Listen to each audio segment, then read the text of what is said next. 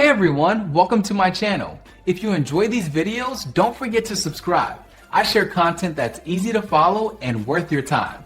Let's get started. Saving email attachments on your iPad is a quick process that helps you keep important files organized. You can save photos, PDFs, and documents directly to your device or cloud storage.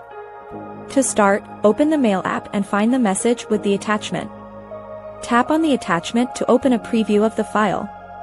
Look for the Share icon, which is a small square with an upward arrow. Tap that icon to see your saving options. Scroll down and select Save to Files.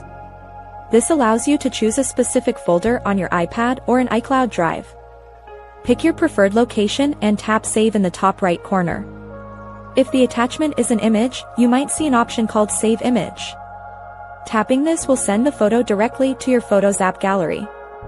For those using Gmail or Outlook, the steps are very similar. Long press on the attachment until a menu appears. Select the Share or Save option from that list. You can then choose to send the file to your Files app or another compatible application. Another fast way is using the drag and drop feature in split screen mode. Hold your finger on the attachment and drag it into the Files app or a note.